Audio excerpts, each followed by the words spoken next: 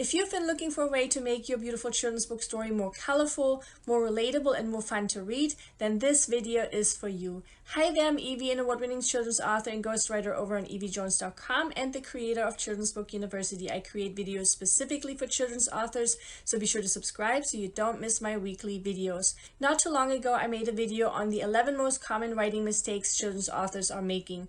And one of those 11 most common writing mistakes was that we as children's authors should be using a lot more colorful, interesting, and descriptive language. And so that's what this video is all about. We will look at 8 techniques or things we can do to make our story even more fun, creative, and engaging for our little readers. 4 of these will be based on what little readers love in any of their stories. And the other 4 techniques will be based on more general things we can do to ensure little ones will find our story fun and appealing. Writing for kids and writing for grown-ups is so very different. Besides the obvious differences like the length of the stories and the level of vocabulary we are using, another major difference is what kind of things little readers prefer and love in their stories. So let's look at 4 things that are tried and true that little ones love seeing in their stories and in their books, and how we can use this to our advantage to really tailor our story to our target audience. The first technique is simply to use more colorful language in our writing. That sounds so simple, yet I found that the vast majority of my one-on-one feedback clients does not use colorful or descriptive language, either because they simply don't know or because they don't know how.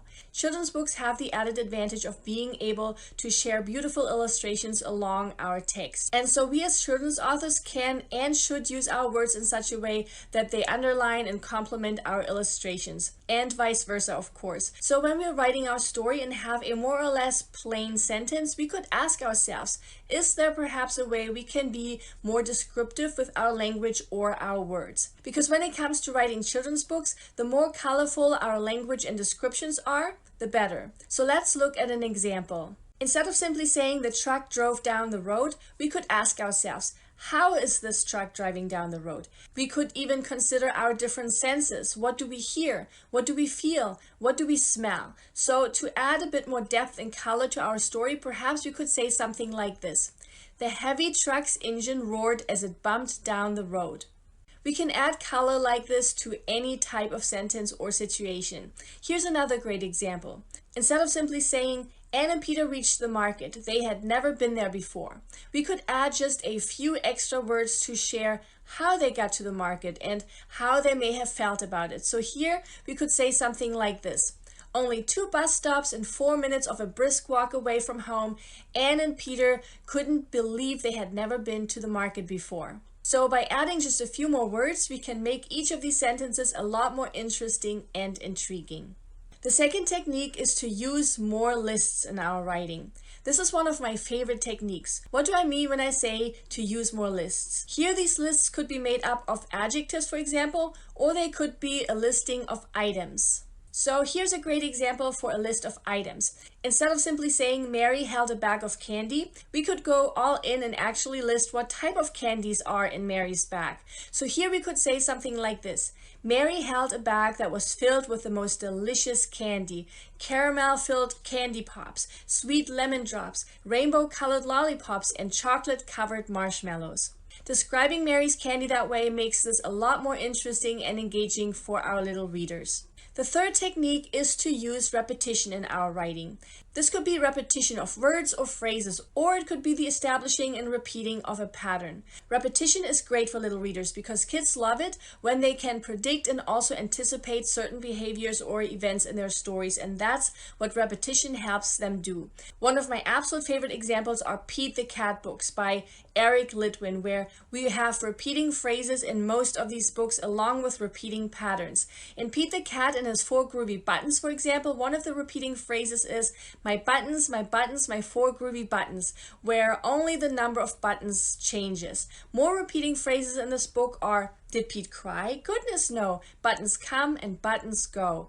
And this book is also such a wonderful example for repeating patterns because the same thing keeps happening multiple times in that book, the popping off of one of Pete's buttons until none is left. It's those repeating phrases that will stick with our little readers, just like they stuck with us when we were little from stories like The Three Little Pigs, where we can repeat to this day what the wolf and each pig were shouting at each other in the story. That's the power of repetition and patterns that brings so much color to our stories. And the fourth technique is to simply make our writing fun to read, if of course our story permits it. This technique is particularly powerful if our story is mostly meant to be read out loud. One of my all-time favorite examples for this is the book Dragons Love Tacos by Adam Rubin. Reading the story is so much fun, really, for a number of reasons. This story is directly talking to little readers, asking lots of engaging questions, and the story also makes use of the listing technique I mentioned earlier. The author uses lots and lots of lists, whether that's the ingredients of a taco or the type of tacos, for example. If you've never read the story, make sure you give it a go by simply searching here on YouTube for a read aloud video for Dragons Love Tacos. It's such a great example for this technique. And when it comes to books that are an absolute blast to read out loud, I have to mention the books by Dr. Seuss. When my boys were little, I loved reading books like Green Eggs and Ham, The Cat in the Hat, and One Fish, Two Fish, Red Fish, Blue Fish, mainly for their silliness and their made-up words that are so fun to pronounce and read out loud. So these are the 4 techniques that are based on what little readers love in any of their stories. Now let's look at 4 techniques that are based on more general things we can do to make our story more colorful for our little readers. The first more general technique is something many aspiring children's authors often forget simply because they are not used to thinking or writing this way.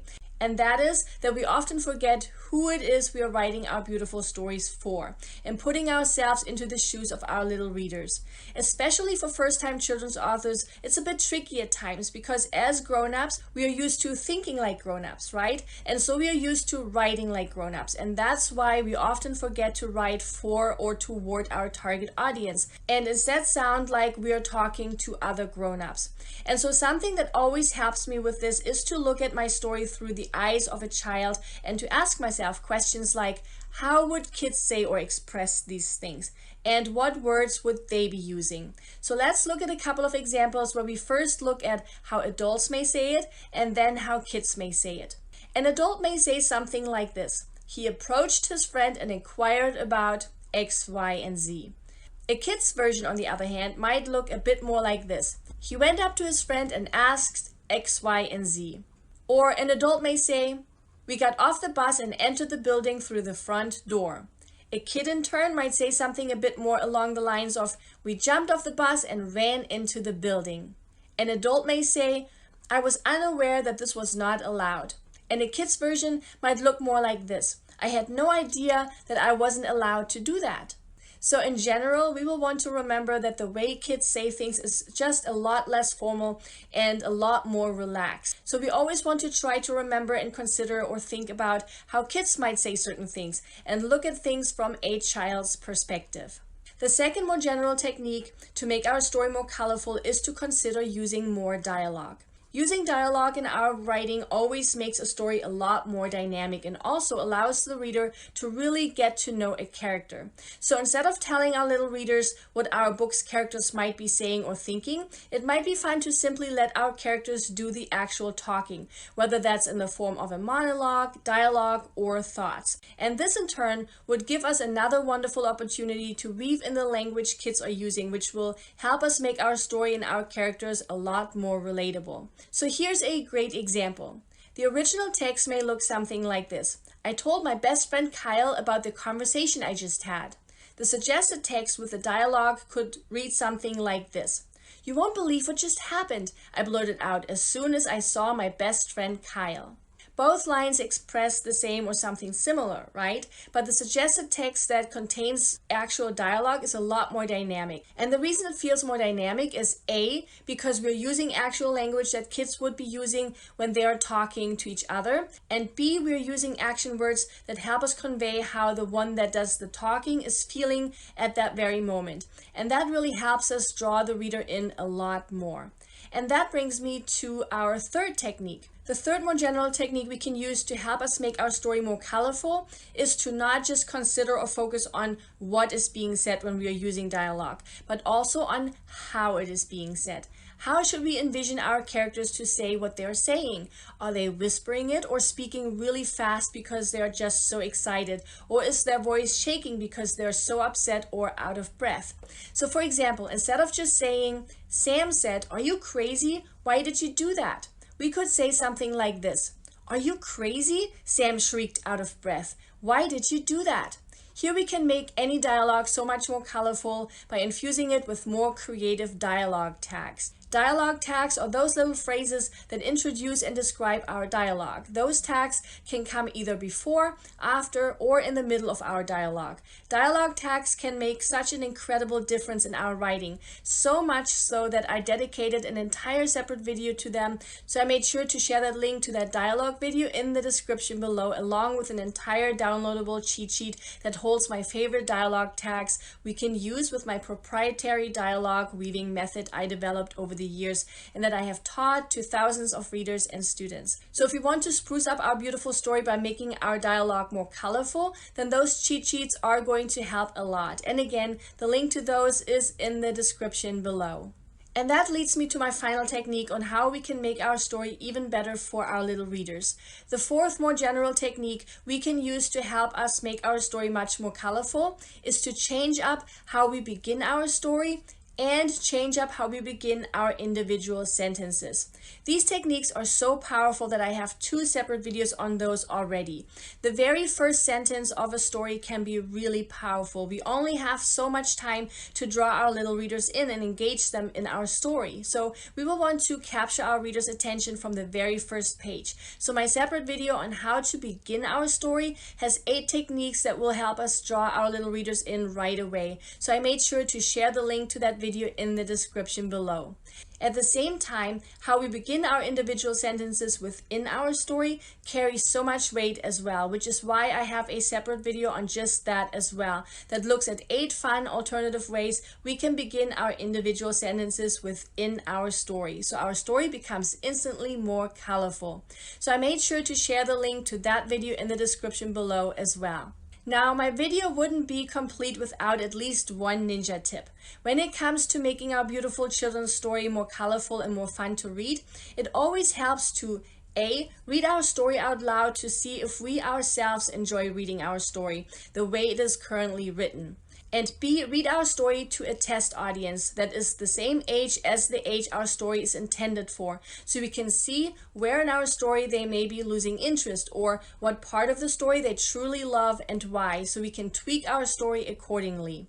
Now, such a test audience doesn't have to be large. Perhaps we have a niece or nephew we could read our story to, or our own son or daughter. Perhaps we have a friend whose kids are the right age.